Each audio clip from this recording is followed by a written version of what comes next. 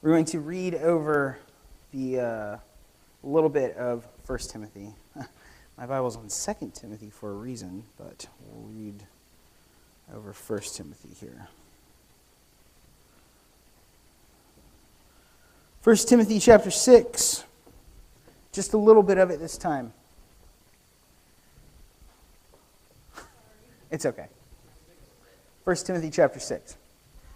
Teach these things, Timothy, and encourage everyone to obey them. Some people may contradict our teaching, but these are the wholesome teachings of the Lord Jesus Christ.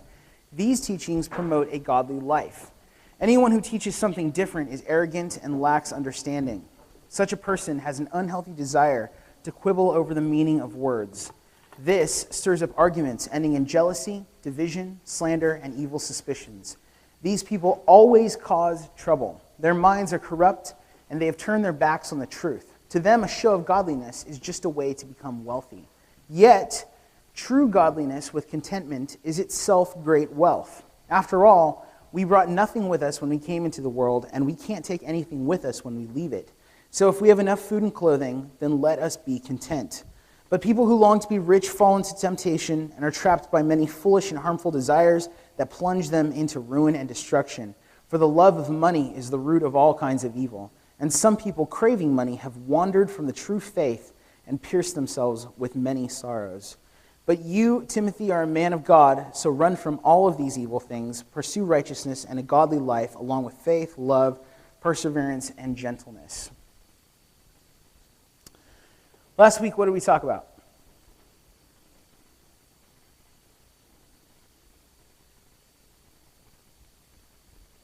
Why are you here? Very good. We talked about why are we here, and did we come up with good answers?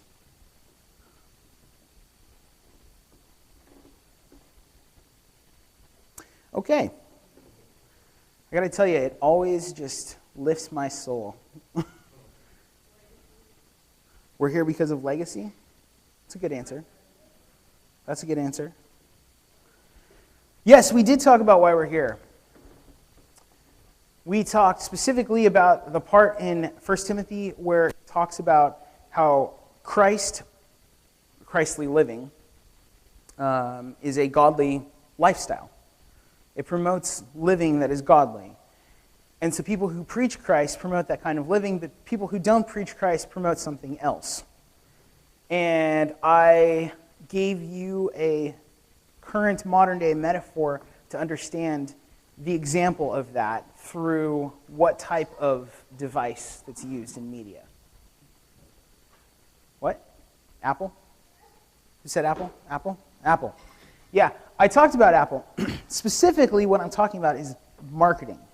And I said that the way that people have a tendency from the gate, from the moment that God started speaking to man, the way that people have had a tendency to look at things is not based on quality, but on what?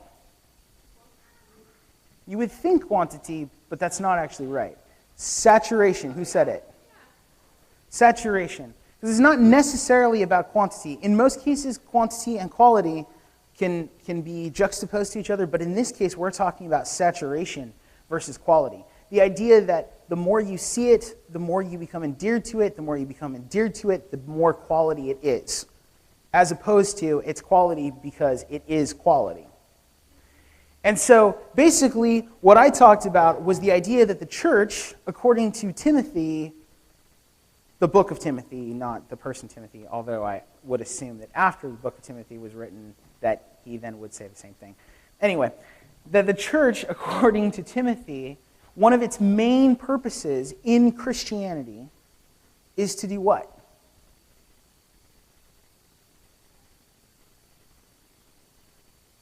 It is not to saturate. It is to do what? One of the church's main purposes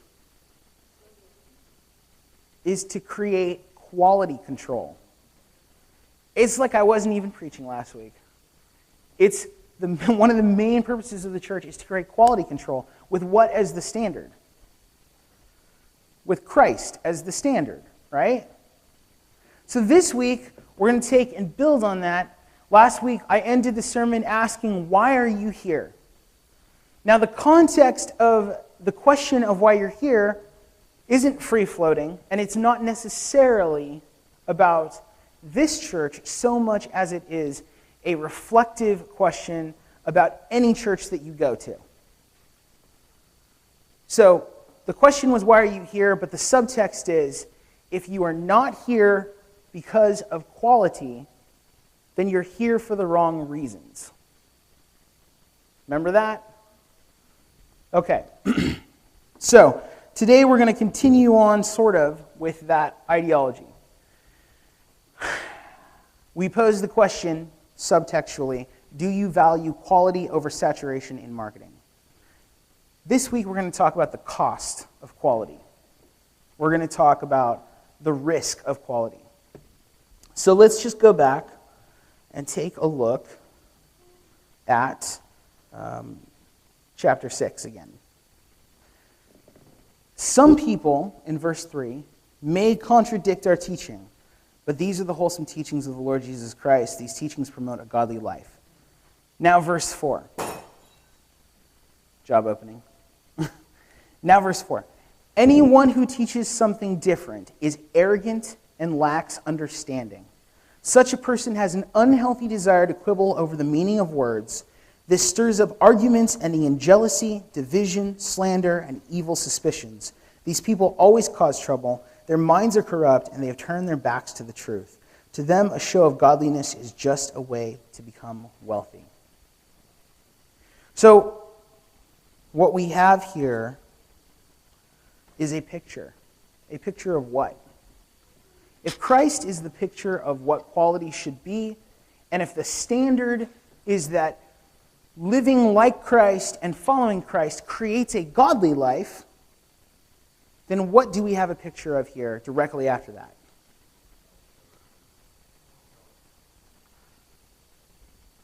What did you say? Somebody said something. I heard self. I heard Al Sharpton. What else? If Christ is the measure for what quality should be, and a godly life is the output of what quality should be, and the church is the place to find it, then what is this list? It does have to do with saturation, it's true. This list is what happens when saturation is the key. Okay? So in order for us to understand the risk of producing quality, because everybody knows that a quality product takes risk, right? Quality product generally costs more. It takes more time to produce. And more often than not, it's not something that the mass consumer immediately recognizes, right? It's something that they have to sort of come into realizing. So generally, when a quality product is made, it's something that is laughed at in the beginning. I mean, sometimes it clicks, and sometimes you're like, oh. But more often than not, people are like, that will never work. So what we have here is a list of the risk of not having quality control. Does everybody understand that concept? What we have here is a list of the risks of not having quality control. That people who do not have quality control as a center for the standard, and specifically that quality control being Christ, no other quality control, start off with arrogance, then they lack understanding, they desire to argue over things, their minds become corrupted, they turn their backs on the truth, and then they love money more than anything else, or love something other than God more than anything else. So the question today that I posed was, what are the risks? So we know that that's the risk of not having quality in place. But what are the risks of having quality in place? Okay. There's the possibility that you get laughed at. Yeah? There's a possibility that you get shot down. What else? It can be lonely, right? You could lose relationships. What else?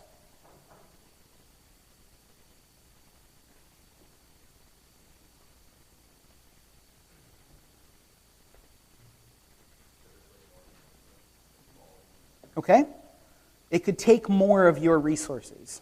It could drain you more. What else? Sorry? It could give you contentment, although I wouldn't call that a risk.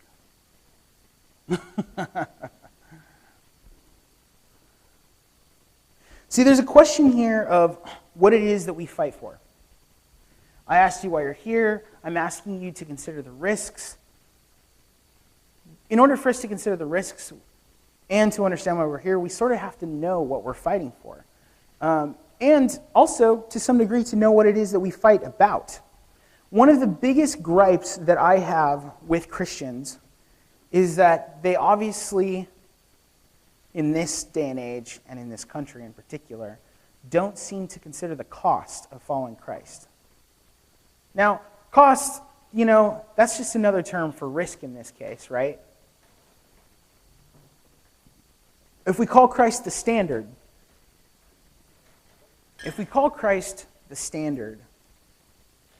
for godly living, for what is to be followed, and we say that this list is the anti-standard, let's say, what will happen if you don't follow Christ, well, then we have to look at what happened to Christ when he was measuring up to the standard of God, right? So when we ask that question of who Christ is and what he was that he was fighting for and what his life looked like, what did you see? You saw all of the things that were said, right? He was laughed at. He was rejected. He made a substantial investment, pouring out his lifeblood. I mean, we're talking about such a substantial investment that the world has not stopped talking about it. Whether you believe it or not, the world has not stopped talking about it, right? So, when we're talking about living a godly life, and Paul says to Timothy that people are supposed to follow the standard of living a godly life, that they're not supposed to follow the standard of being saturated in the marketing campaign of spirituality, but in fact that they're supposed to follow Christ, then we have to ask ourselves, what are we willing to do to follow that standard? Now, it's interesting the way that Paul phrases it, because at the end of this list of things, he says what?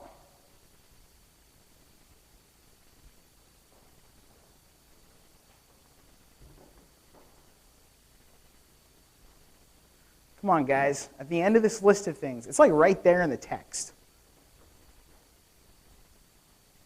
What does he begin to talk about?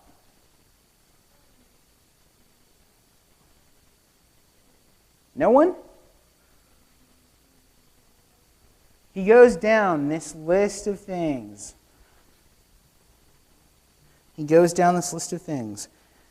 And he says, these people always cause trouble. Their minds are corrupt. They have turned their backs to the truth. To them, a show of godliness is just a way to become wealthy.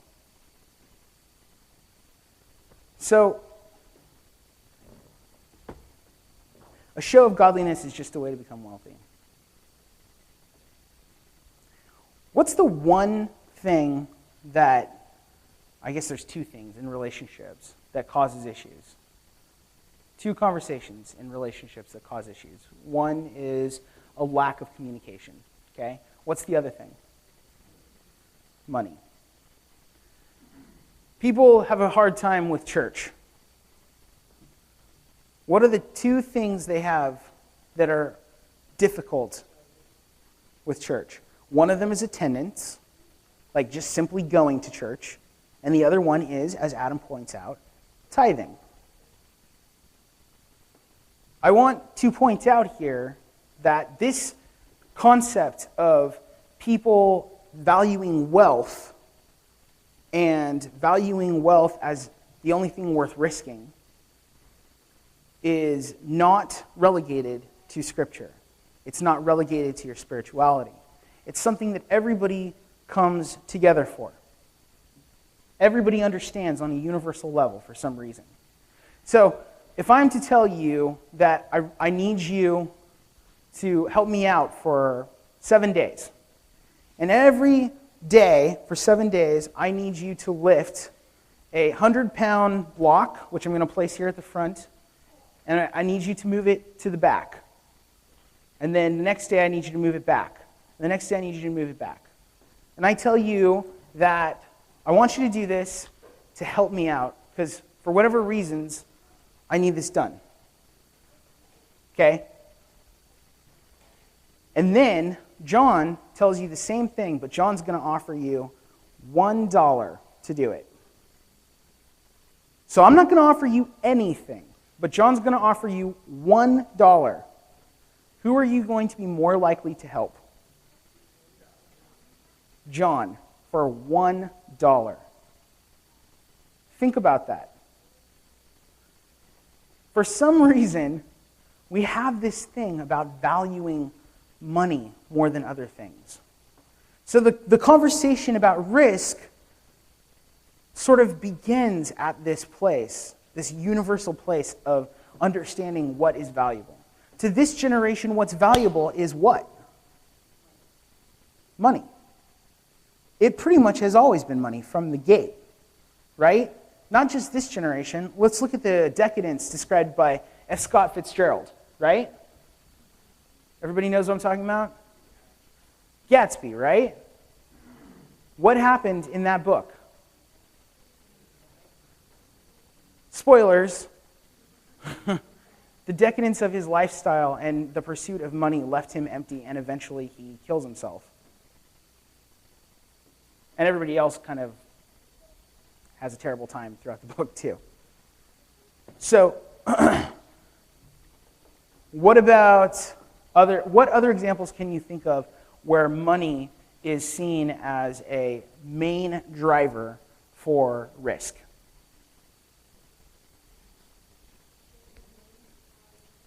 Gambling, the lottery, what else? Interesting. What else? Prostitution, okay. Known as the oldest profession, right? What else?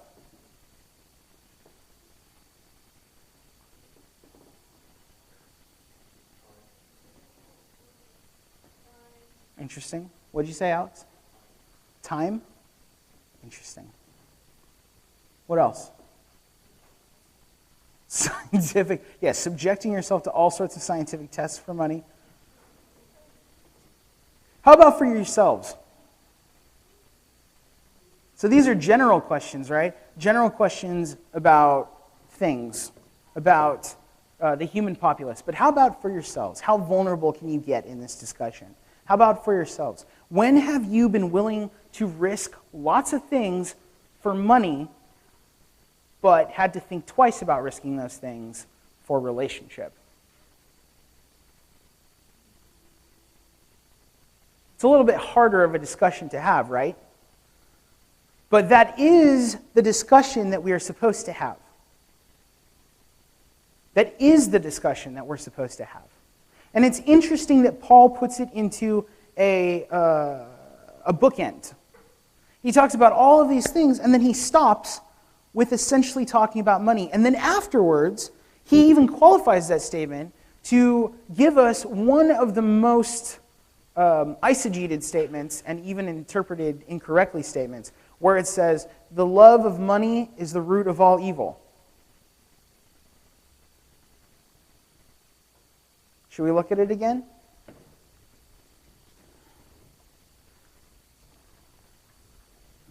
Verse 10, for the love of money is the root of all kinds of evil.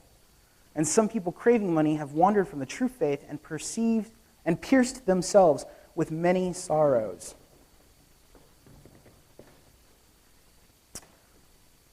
These things are linked, right? Paul doesn't bookend his concept that if you don't follow Christ and you live a life that is not godly, then somehow you're just going to end up in a certain place that's not connected to money. For some reason, money's an aspect of that. Now, I would tell you that the reason why the love of money is the root of all evil is because money is about value. And what money does is it removes the value of things takes it out of the essence of relationship and gives it a cemented value, a value that's not necessarily true. For instance, Gio could give me 1 hour of work, and he could give me an hour of work on a different day, but depending on the attitude that he had on those days, that would depend on the actual value of that work to me, right? But not according to money, because an hour of work one day is an hour of the work the next day, right?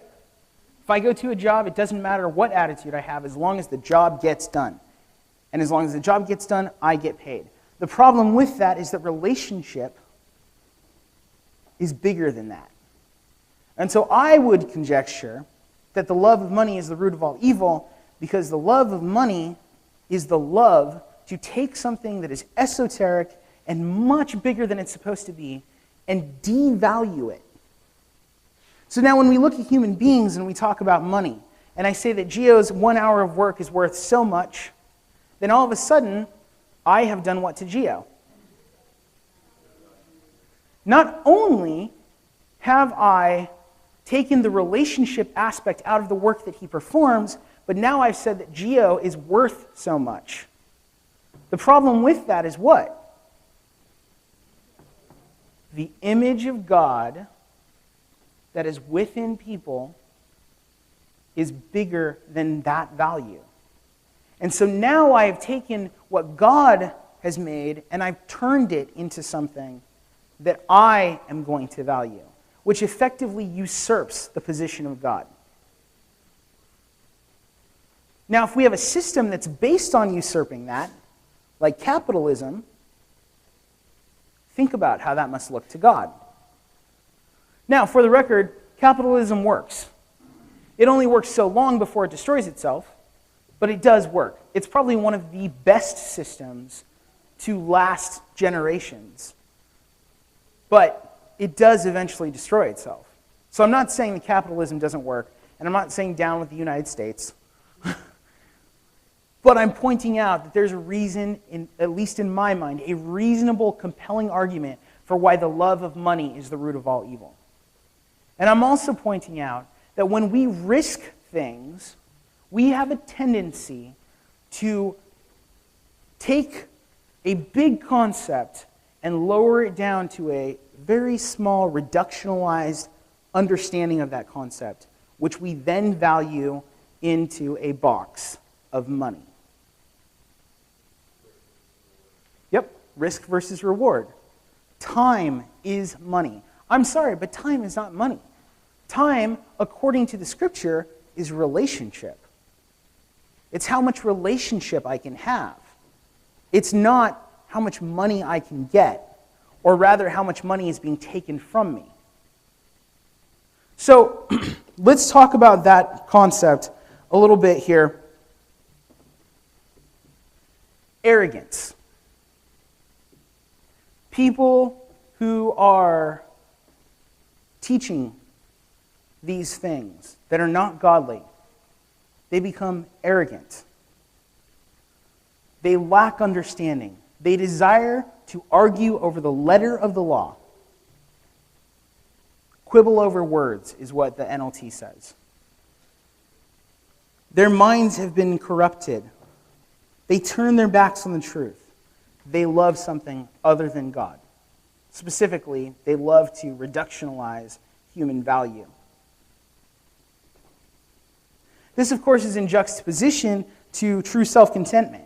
And we're going to talk about true self-contentment next week. And I know that we're being very philosophical here. But I really want you, well, I really need you to use this as a base to have the further conversations that we're going to have. Because you need to understand that the concept of, as Alex phrased it, risk versus reward, it's a really interesting concept. And it's how most of us look at things. So let's start with the question that I asked earlier.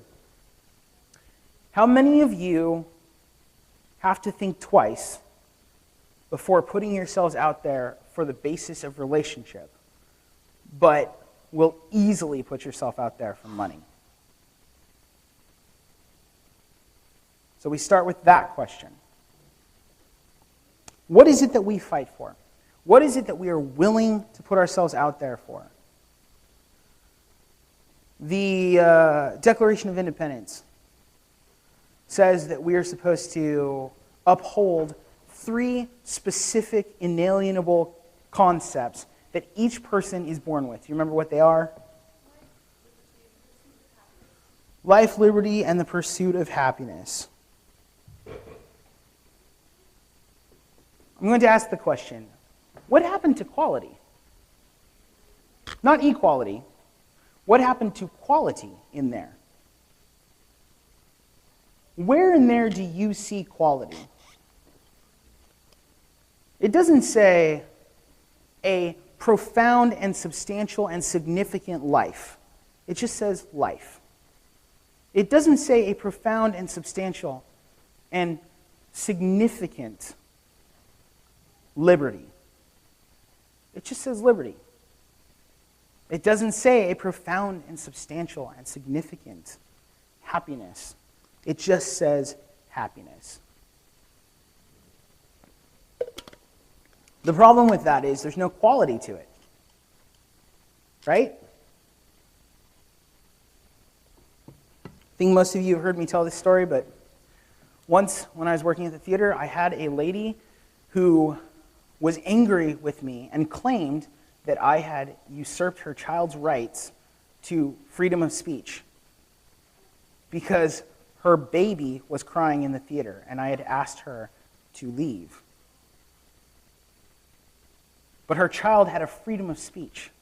And she told me not only that her child had a freedom of speech, but that her child had the right to happiness, and if that is what her child wanted to do,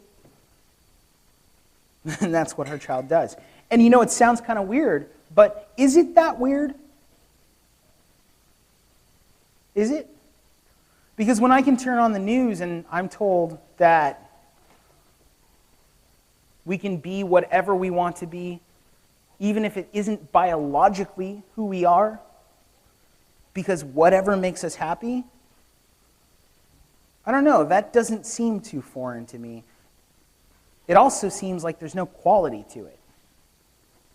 It's not about a substantial and significant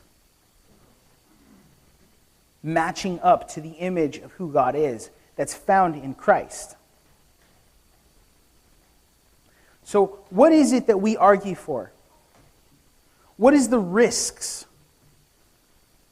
What are the things that we risk? How many of you argue for life, liberty, and the pursuit of happiness, but do not argue for quality of Christ? Now, I want you to think about that. I want you to really process it. Wake up, Devin. I want you to process it. How many of you are willing to argue for life, liberty, and the pursuit of happiness, the American way, but not to argue for the quality of Christ? Think about your interactions. Think about when you stand up. How many of you people have stood up to somebody? Come on. There's got to be people raising their hands to that. At some point in your life, you stood up to somebody, right? Okay. What was it for?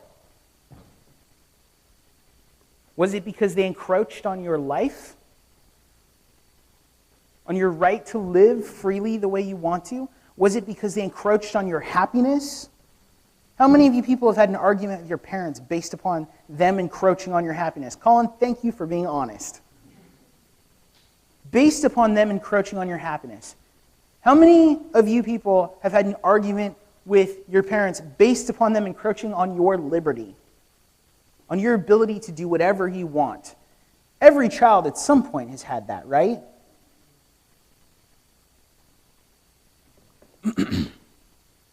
But that's not the Christian way.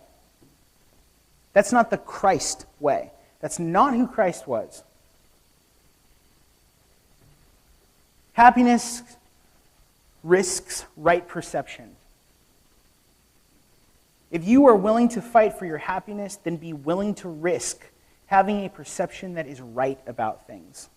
When I mean right before God. Be willing to risk that and gain spiritual impotence. What do I mean by that? I don't mean that your spiritual penis will then go down. Yeah, I said it. Grow up. Impotence. Where does that come from? Potency. Potency is what? Strength, power, right? Spiritual impotence. It means a spirituality that has no power. How many people that were your friends decided to leave you and a spiritually potent life in order to pursue happiness? How many of those people have a spiritually potent life now? How many people that you know that are more focused on happiness, coming to church, everybody has smiles on their face, they get to shake hands, all of that. No offense, John, shaking hands is not bad. But how many people focus on happiness, claim to be Christian? How many of them do you know have a spiritually significant relationship with God? How many of them do you feel you could learn something from? So, if you want to pursue happiness, get ready to be spiritually impotent.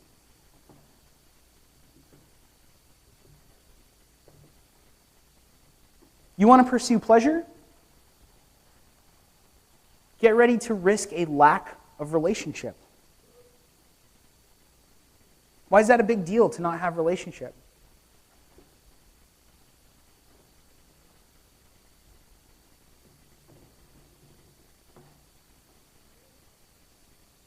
We're made in the image of God.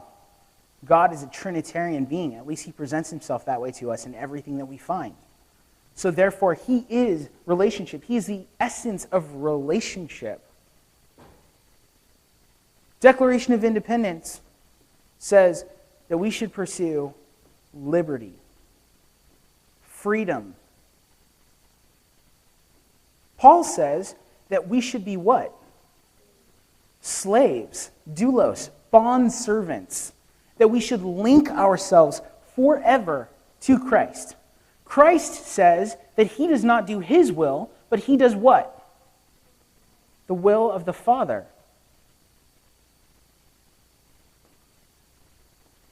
Yet I am my own man, I can do whatever I want. I should pursue independence. Well, get ready, because if you pursue happiness and pleasure is your authority, then you will become spiritually impotent. And that will lead you, because your relationship is spiritually impotent, because what you put out there is spiritually impotent, people don't like to be around flaccid people.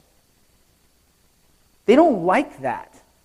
People want to be around people who have energy, because it makes them energized. So if you are spiritually impotent, then yeah, you may get liberty, but you won't be in the image of God. You risk falling short of God's Trinitarian image. You will not have accountability. And the problem is that we are to be one. And so therefore, if you are a Christian who pursues liberty, then what you will be is a severed limb, bleeding out on your own.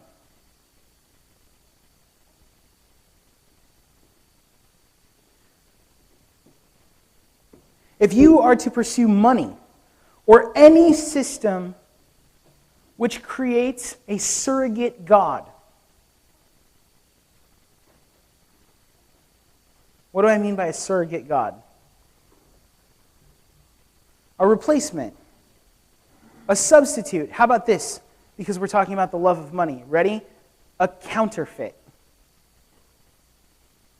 If you are a Christian, but you have a counterfeit God, then you are what? You're an idolater.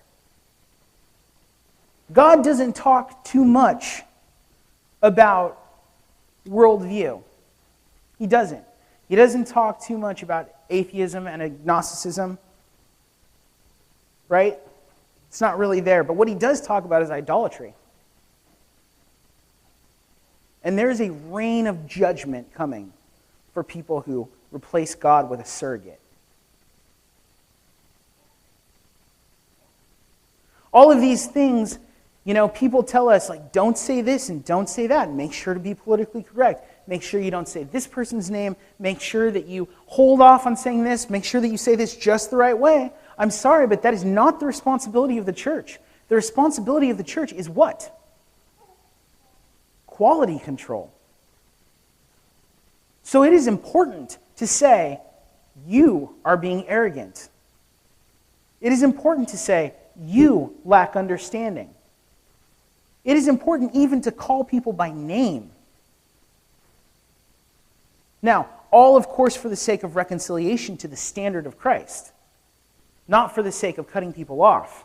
But let's be clear, we have a tendency to not even be willing to do that because we're afraid of what? The risk. Because at the end of the day, people, Christians especially, they're not in it because of Christ. They're in it because they have a surrogate God. Because their standards are based on money, or their standards are based on life and liberty and the pursuit of happiness in the American way, or their standards are based on humanism, or their standards are based on science, or their standards are based on their family. But what are their standards not based on? Christ. So now I ask the question again. Will you be vulnerable and honest about how you're growing and what you struggle in? And take a look at your standard of your day-to-day interactions. What is it that you have problems with acting like Christ unless you're getting paid? Now, it can be getting paid with food. It can be getting paid with sex. It can be getting paid with money. It can be getting paid with fame, station. There's plenty of elders out there who love being elders, and so they fit the bill, right? They love being in the position of leadership, and so they act like leaders. That doesn't mean that they're following Christ. What drives you?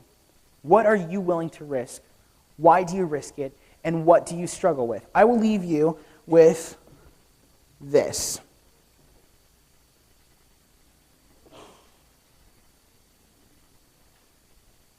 James, are we going into 2 Timothy next month? We're going into 2 Timothy next month. I'm going to give you a little sneak preview. There is a passage in 2 Timothy. It's quoted often. It may be on one of these window panes, but I don't think it is.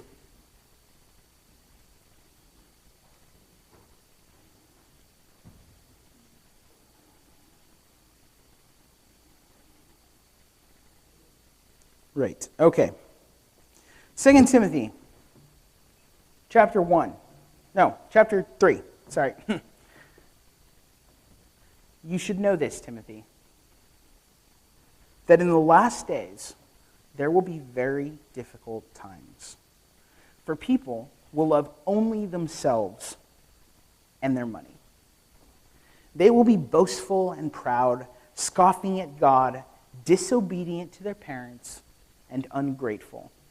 They will consider nothing to be sacred. They will be unloving. They will be unforgiving. They will slander others. They will have no self-control. They will be cruel, and they will hate what is good. They will betray their friends. They will be reckless, be puffed up with pride, and love pleasure rather than God. They will act religious, but they will reject the power that could make them godly. Stay away from people like that. They are the kind who work their way into people's homes and win the confidence of vulnerable women who are burdened with the guilt of sin and controlled by various desires. These teachers oppose the truth, just as Jannes and Jambres opposed Moses.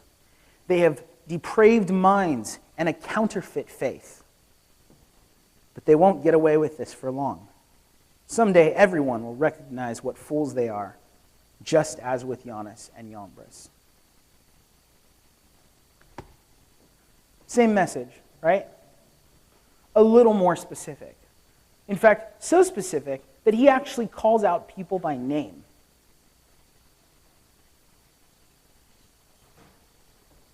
But going down this list,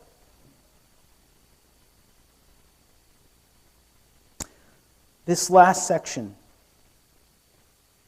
scoffing at God. That's common, right? Scoffing at God. How many of you people have to kind of laugh when you talk about God with your friends? You know? Sort of have to, well, you know, I go to church on Sunday, but you know. Scoffing at God. How many people just hear over and over and over God being taken for granted? Or God being put in vain like he's a joke? Oh my God, oh my God. Scoffing at God. Disobedient to their parents. That seems pretty common, right? In fact, we don't even believe in parental authority anymore. The state has more authority to interfere in our children's lives than parents do. We're afraid of disciplining our children. You know, what are they going to do? What might they do to us if they found out this? Keep it a secret, guys. Because our children, they can run the gambit on us if they want to.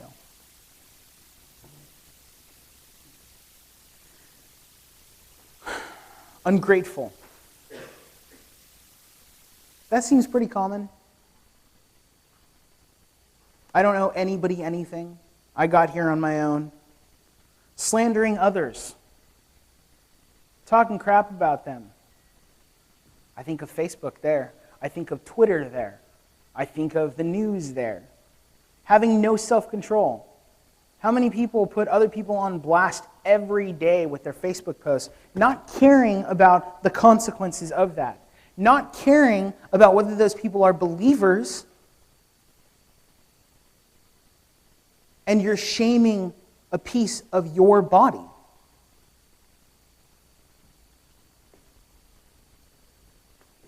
It says immediately after that they will betray their friends. It calls them reckless. And then when you call them on it, they're puffed up with pride. That they love pleasure rather than God.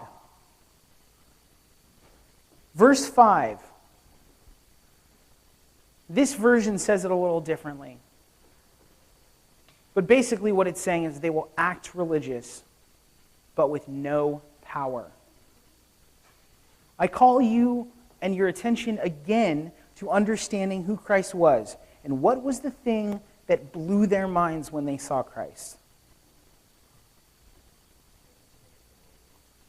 He spoke with authority. Because there were tons of religious people. But when Christ talked, there was power. It was something that moved people. So, last week we talked about why it is that we're here. This week, there's a lot more to it, but it's really a question of what you're willing to risk in order to have quality. What have you been willing to risk in the past? And what is it that you struggle with risking right now? So, go discuss.